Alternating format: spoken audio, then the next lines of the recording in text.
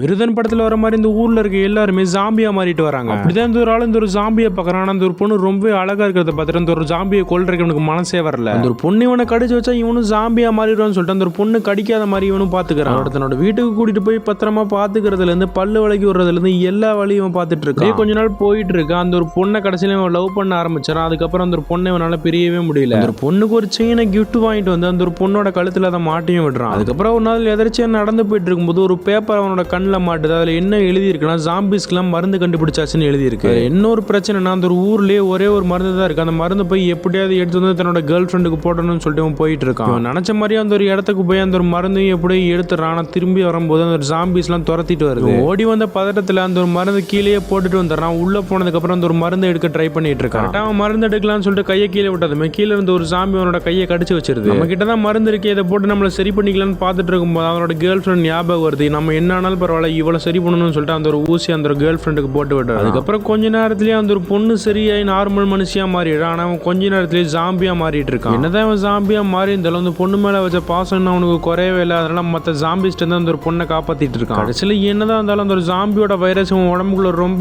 ஏற ஆரம்பிச்சிருது. அதனால இவனை கண்ட்ரோல் பண்ணவே முடியல. அந்த பொண்ணு ஜாம்பியா இருந்தப்ப அவ பல்லுல மாட்டி இருந்த அந்த பிளாஸ்டிக் பிரேஸ்லெட் எடுத்து இவன் பல்லுல மாட்டிக்கிறான். நீங்க அந்த இடத்துல இருந்தீங்கன்னா அந்த ஊசியை நீங்க போட்டிருப்பீங்களா இல்ல உங்களுக்கு ரொம்ப பிடிச்சவங்களுக்கு கொடுத்துருப்பீங்களான்னு சொல்லிட்டு கமெண்ட்ல சொல்லுங்க.